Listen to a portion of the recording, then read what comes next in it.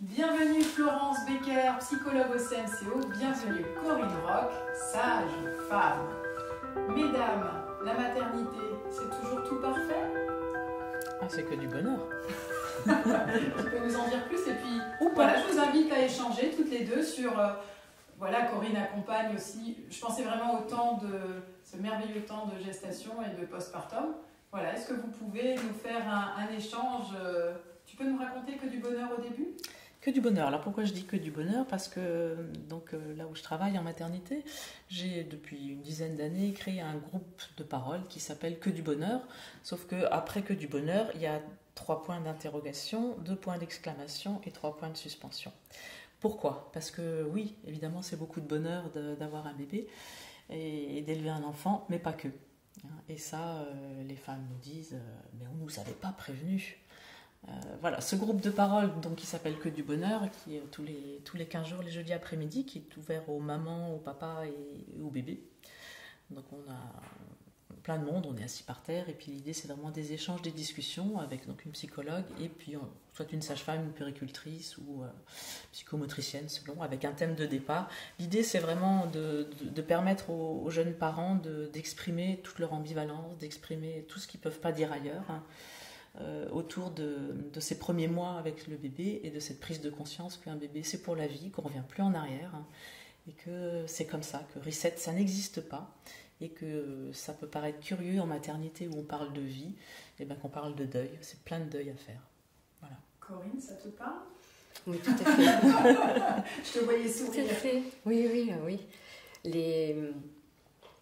Nous, en libéral, c'est beaucoup plus difficile et je trouve que c'est bien qu'il y ait ces lieux de parole parce qu'elles en ont vraiment besoin. Elles en ont vraiment besoin.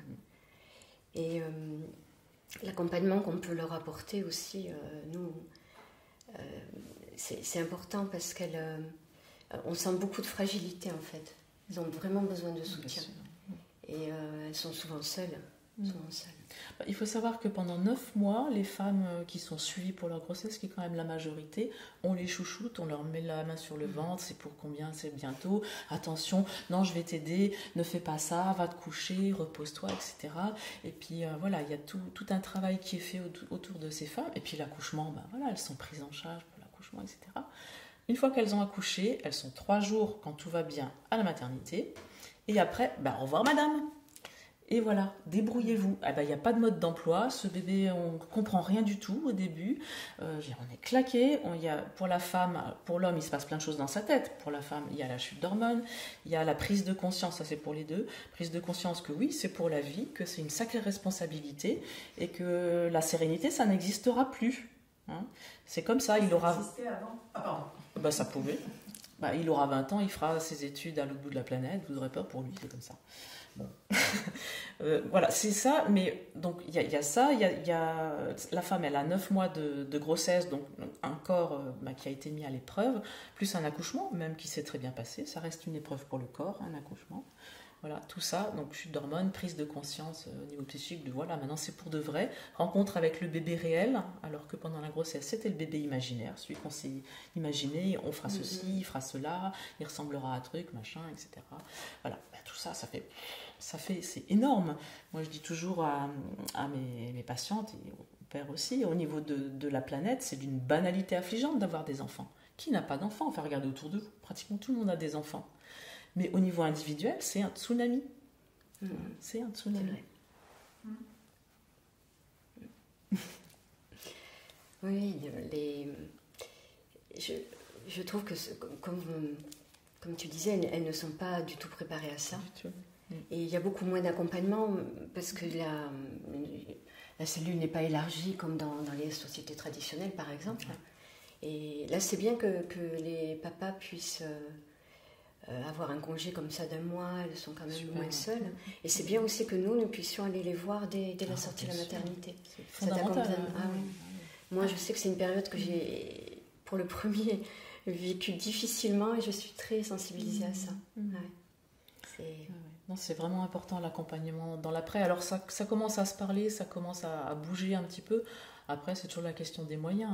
Je dirais, depuis les fameux 1000 jours, là, il y avait une étude qui avait été faite avec des gens un peu connus, Cyrulnik et compagnie.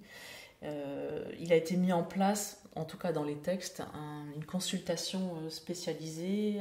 Donc 6 semaines après l'accouchement, c'est la seule consultation qui existait jusqu'à maintenant pour voir si tout était remis en place chez la dame, etc. Est-ce qu'il y avait la cicatrice, s'il y avait une cicatrice et tout ça. Voilà, maintenant il y a une consultation dédiée vraiment pour dire madame, comment ça va? Alors c'est fait par qui veut bien, ça peut être une sage-femme, ça peut être un gynécologue, voilà. Sauf que moi un jour j'ai demandé, mais au fait chez nous, donc à l'hôpital public, on fait cette consultation, il y a quelqu'un qui fait? Je dis bon non, il n'y a personne. Je dis mais c'est quand même un petit peu obligatoire, enfin je veux dire c'est des textes. Oui mais on n'a pas de personnel, donc on ne le fait pas. Voilà. Donc ça veut dire que qu'est-ce qu'elles ont après la sortie de la maternité? Sage-femme libérale et la PMI, mais bon la PMI étant un peu... ayant une image un peu de juger si vous êtes bon ou mauvais parent. Hélas, parce que c'est pas ça la PMI, enfin c'est pas que ça bien sûr. Et après le pédiatre, mais bon les pédiatres, voilà, c'est des docteurs, hein, c'est pas... Alors par rapport à cet entretien postnatal précoce hein, qu'on appelle, j'ai beaucoup de mal à le faire, à le proposer aux dames. En fait, non, je le propose, mais elles ne sont pas demandeuses en fait. Celles qui sont déjà pas bien, des fois oui, puisque le but est de faire du dépistage par rapport à la dépression postnatale en fait. Et ça, elles ont du mal. Ou alors, moi ça ne me concerne pas par exemple. Voilà, elles vont répondre. C'est très difficile de dire ça va pas hein, quand on est censé aller bien. Oui. Ça c'est très très difficile. Déjà de l'accorder à soi, ben non je ne vais pas bien. Alors c'est curieusement, enfin je sais pas si c'est curieux, mais les femmes qui ont dans leur vie, dans d'autres circonstances, déjà fait une dépression, une vraie dépression bien, voilà, elles savent que c'est de la dépression qui les attend. Alors que les d'autres, et c'est pas du tout un jugement, sont plutôt dans le déni. Pourquoi elles sont dans le déni? Parce qu'elles sont censées aller bien. Parce que vous vouliez ce bébé, parce que vous avez peut-être fait un parcours de PMA, et que, voilà, et puis parce que vous n'en aurez pas 15, etc., etc. Donc on ne peut pas se dire, je ne vais pas bien. Hein, parce que la peur de se faire entendre, enfin sous-entendre en tout cas, que c'est une mauvaise maman, qu'elle n'y arrive pas alors que tout le monde y arrive, voilà. Alors que le je vais pas bien, il faut vraiment pouvoir le parler quelque part. Hein. En tout cas, je pense que c'est important, c'est ce que j'essaye de faire pendant la grossesse, de les préparer au fait que c'est pas idyllique, hein, comme tu disais, et qu'il ne faut pas avoir de culpabilité et oser en parler. Et comme je leur dis, hein, ça peut être en parler au médecin, ça peut être en parler à la sage-femme, à une psychologue, mais surtout ne pas rester dans son coin avec cette souffrance. Ouais. Il y a vraiment énormément de femmes qui restent dans leur coin avec cette souffrance. Moi, je les vois pour la grossesse d'après. Ils me disent, ah oui, mais je viens vous voir là parce que je veux plus que ça recommence. C'était un espèce de truc horrible, passage à vide. Et j'étais en mode robot. Alors elles se sont occupées de leur bébé, sauf que voilà, dans une précédente vidéo on parle du still face, cette fameuse expérience où la face de la maman est froide et comme une mère dépressive, c'est-à-dire qui est là sans être là, hein, et elles disent mais c'est terrible d'être en mode robot comme ça, de faire tout, et puis ces bébés, oui, il y a des conséquences, hein, je pense. Donc oser être accompagné. Oser dire, je vais pas bien. De l'image d'Épinal. Ça me rappelle un livre que vous avez dû connaître, Un heureux événement. Oui, voilà. En parlant. Et voilà, moi ça m'avait beaucoup marqué, j'en parle quand les dames qui vont accoucher, je leur en parle, parce que j'avais été frappée par cette personne qui, sous le prétexte que c'est un heureux événement, on n'ose plus dire du coup. On va dire que ça va pas, oui. Voilà, et il y a quand même le jugement et la culpabilité, je pense. C'est terrible. Puis il y a vraiment un sentiment de solitude aussi, l'impression d'être la seule à pas aller bien, et du coup c'est pas normal. Est-ce que je suis folle? Et alors aller chez un psy parce qu'on vient d'avoir un bébé et qu'on est censé être heureux, ça fait des étincelles dans la tête. Elles viennent pas voir le psy. Il y en a des psys, enfin je veux dire chez nous il y en a.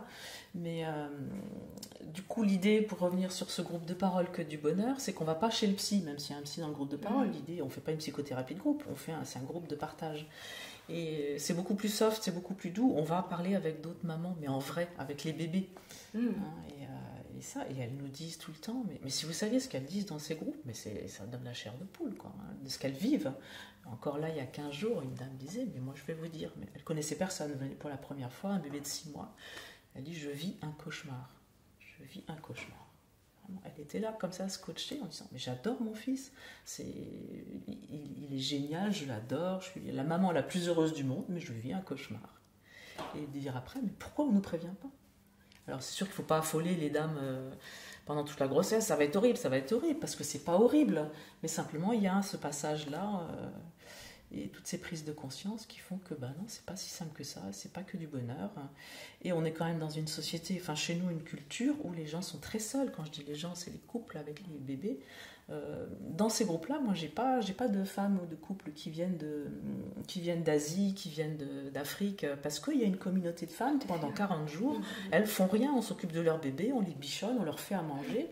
Et ben chez nous, je veux dire, elle sort de la maternité, elle doit faire à manger, elle doit être super jolie, machin, avoir perdu ses kilos en trop, être toute pimpante pour son mari, et puis au top avec le bébé, quoi. Et puis sortir avec le sourire et tout, quoi. Tout va bien. Et c'est pas toujours comme ça. Du tout. Merci beaucoup et à bientôt sur Je suis née 3 fois.